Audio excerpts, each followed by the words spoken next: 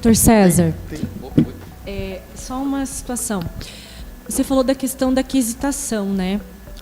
Você acha que os quesitos elaborados pelo advogado, tanto na Justiça do Trabalho quanto numa perícia da Justiça Federal, você acha que eles são importantes ou você acha que os peritos do próprio juízo já é suficiente? Não, é importante, claro que é. Os quesitos são importantes. O problema é quando tem 102 quesitos. E assim, muitos deles repetidos, né? Eu não me importo de responder quesito, mas eu não quero ficar respondendo 102 quesitos. Mas o que interessa é 10, meia dúzia. O resto é a pergunta do quesito de cima, do jeito diferente, né? Então, assim, esse é o maior problema. Quesitos devem ser? Claro que tem que ser feito, né? Faz parte do processo a quesitação. O problema é quando são quesitos muito variados e repetidos. Assim, o que seria interessante? Querendo ou não, já existe a quesitação do juízo. E boa parte do que está lá resolve o que precisa ser resolvido. Mas se o advogado entender que tem questões específicas dentro do processo que pode ajudar, até ao perito se atentar no que talvez ele possa não ver, um detalhe que está no... Isso é mais interessante do que botar lá 300 quesitos da mesma coisa, muitos deles repetidos que o juiz já perguntou, que o INSS já perguntou, aí repete de novo de um outro jeito. Ao invés de se atentar para detalhes talvez que o perito possa não ver em detalhes que tenha no processo. Às vezes referente a um atestado específico, puxa, está lá, mas aquele meio de monte de atestado pode acontecer do perito não ver? Pode acontecer. Então, se atentar e chamar a atenção talvez em quesitos, doutor segundo, laudo, doutor fulano de tal, é mais interessante do que fazer aquela monteira de quesito que não vai servir para nada, a não ser deixar o perito nervoso. Doutor. Claro, por favor. Claro.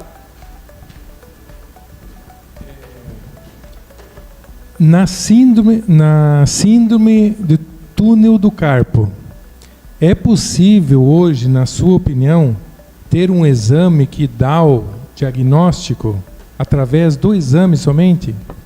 Exame complementar? Isso. Tem, e esse exame chama-se eletroneuromiografia dos membros superiores, não é ultrassom. O que eu vejo muitas vezes, porque o ultrassom é mais barato. Eu já vou explicar por que eu não gosto do ultrassom.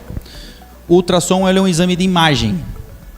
Todo mundo sabe que é ultrassom aqui, sabe aquele exame da mulher grávida faz, passa o gelzinho, aquele negocinho. Tem muito médico que pede ultrassom do punho para ver o diagnóstico de síndrome do túnel do carpo. Como é que eles fazem esse diagnóstico? Não tem um flip chart aqui, né? Tá. Eles medem.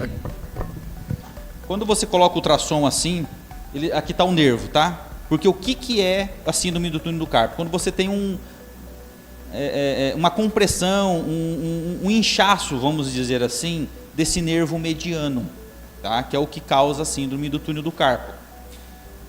E se o médico que está fazendo ultrassom pôr o aparelho assim, que vai ver assim, que ele vai conseguir fazer essa medição reta, ok. Mas se ele der uma torcidinha assim, a medida é maior. Vocês concordam comigo? Imagine eu fazendo um corte assim e um corte assim. Não dá diferença, porque a medição do tamanho do nervo vai ser diferente. Concorda comigo? Se feito assim, ou se eu fizer assim. Aí aparece lá, então ele é um exame operador dependente. Então ele não é muito fidedigno, porque ele dá a medida. Agora não vou lembrar de cabeça qual é a medida. Perdão, como é que é o seu nome? Gilmar. Gilmar? Seu Gilmar, então não é um exame que eu gosto e não peço para síndrome do túnel do carpo. Então, respondendo a sua pergunta, existe, ele chama eletroneuromiografia dos membros superiores. É um exame que enfia as agulhas assim. Já ouviu? Alguém já deve ter visto? Dói para danar isso. Mas esse é o exame padrão ouro que a gente chama para diagnóstico de síndrome do túnel do carpo. Muito obrigado.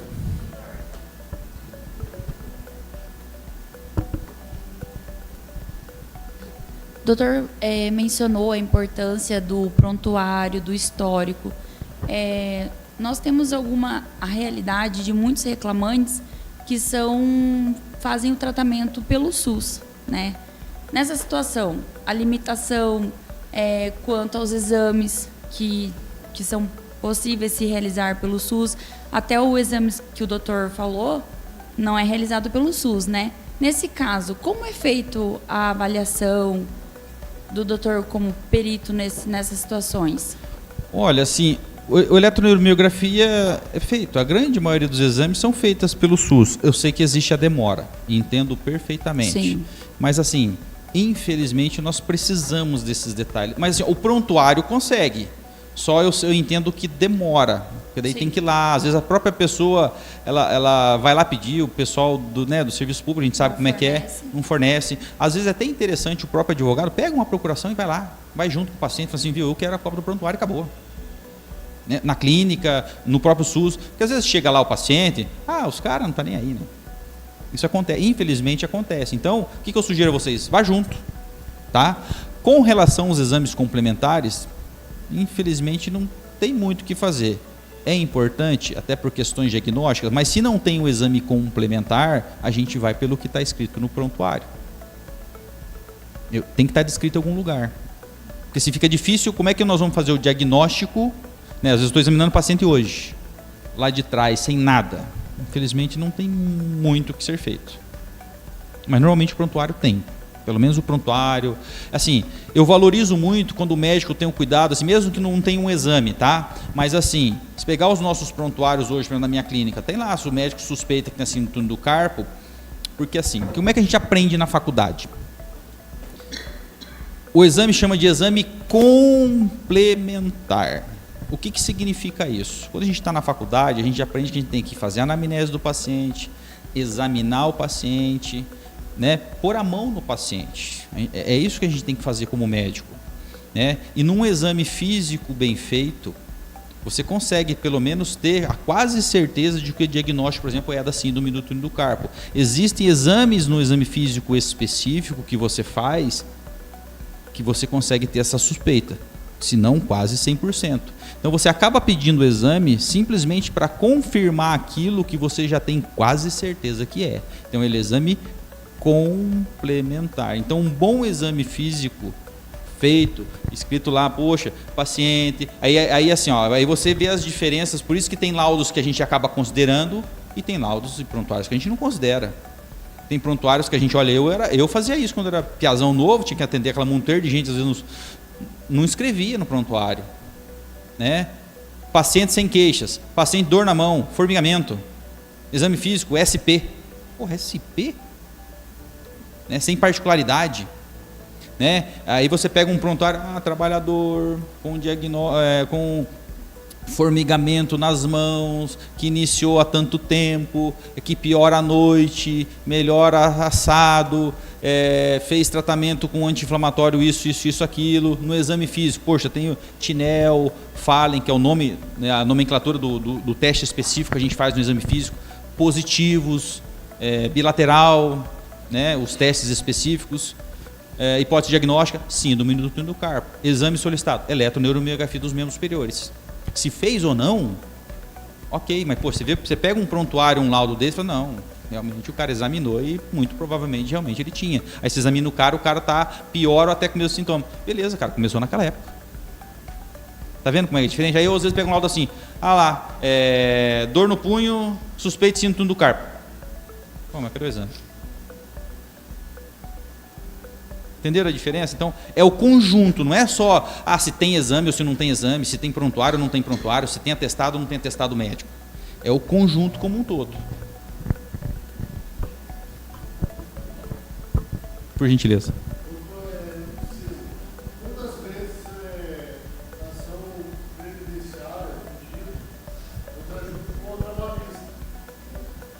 E às vezes o pessoal faz ali legado na previdenciária e isso acaba sendo usado no trabalhista, ou vice-versa. Levou no trabalhista, não interfere um lado com o outro. Eu e o doutor Orador, a gente estava conversando isso de uma questão específica, principalmente, eu acredito que você deve estar falando nos processos da vara estadual, de estabelecimento de nexo ou não da incapacidade? Não, no caso seguinte, no caso prático meu. Tá. Que agora não tem como validez por doença. Tá. A perícia até essa semana me definiu. Tá. Ali já definiu. Na- Até onde pode interferir na linha trabalhista ou vice-versa, com o trabalhista e depois no previdenciário. Tá, vamos lá. No teu processo previdenciário, foi deferido ou indeferida a incapacidade? É Jeff?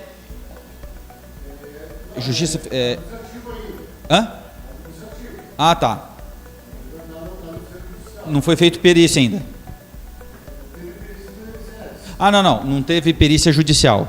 Ah, tá. Você quer saber, interfere em que sentido?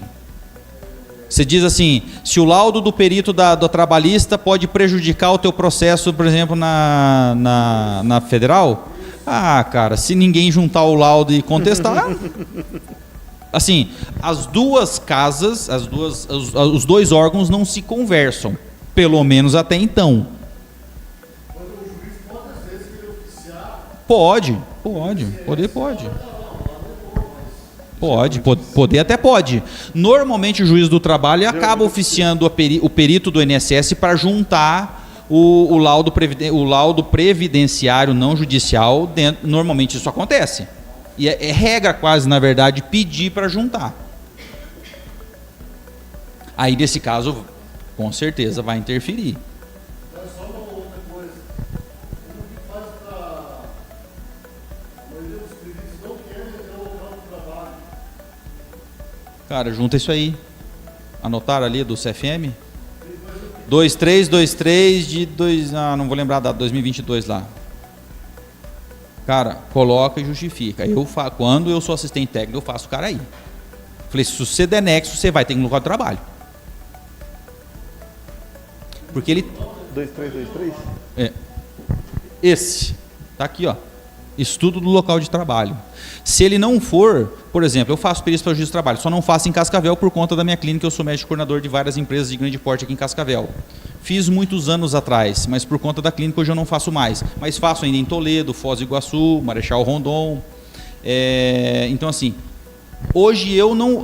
Quando eu comecei, era só eu que fazia a perícia, então eu fazia a perícia médica no consultório e ia no local de trabalho. E às vezes, quando era da mesma empresa, a gente já fazia tudo na empresa só. Ficava lá uma tarde inteira dentro da empresa, por exemplo, na BRF, lá fazendo perícia dos processos da BRF. Hoje, eu não vou mais no local de trabalho, mas nós fazemos duas perícias. A perícia médica e a perícia ergonômica. Inclusive, o perito da perícia ergonômica é do juízo. Aí, ok. O que não pode é... O perito médico, que eu vejo vários casos acontecer, ele não vai. Aí ele junta uma foto lá dizendo, a zeladora ou pedreira, a atividade é essa, tem curva a coluna, ou estica o braço, tem... Não, aí não dá. Então, tem que pedir na inicial as duas perícias. Ó, minha sugestão, pede as duas perícias. Ou, não precisa pedir, pede as duas perícias, na minha opinião. Isso. Que seja realizada a perícia médica e que seja realizada a perícia no local de trabalho. Inclusive, se puder juntar isso aqui, melhor ainda, porque o juiz já vai olhar lá e falar, opa, ou ele vai... Normalmente os peritos hoje têm nomeado as duas. Tudo depende do juiz, mas a grande maioria já faz isso porque dá muito problema. Tem um juiz ou outro que meio que... Mas normalmente defere. Ainda mais em caso de doença ocupacional, cara, porque não tem como. É igual eu falei, uma das justificativas bem simples. Se for para só acreditar na conversa que o autor está falando lá na frente, não precisava de perito, gente. Porque uma das coisas mais importantes é o quê? É identificar o risco existente ou não no ambiente de trabalho. É uma das causas básicas, é uma das coisas básicas para você identificar, para fazer a caracterização como nexo causal ou mesmo com causal, é a existência do risco ergonômico, mas a existência do risco ergonômico para aquele órgão, para aquela região que está sendo solicitada, tem que estar existente no ambiente de trabalho. Se ele não estiver existindo no ambiente de trabalho, não tem nexo. Então essa é uma das partes mais importantes. Doutor, um dos problemas, uma das maiores brigas que nós temos na área previdenciária é a questão do acompanhamento na perícia. né? Na Justiça do Trabalho, eu acompanho perícia na Justiça do Trabalho e eu sempre falo que aquela perícia é bipartida, né? Primeiro faz a entrevista com o periciando, analisa os documentos, tudo nós acompanhamos. Função, isso, nós podemos acompanhar. Por que na Justiça Federal não há essa possibilidade de a gente acompanhar?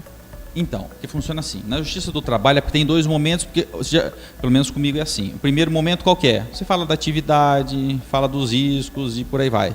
Quando entra específico na parte médica, é a parte que os advogados saem. Só fica o assistente.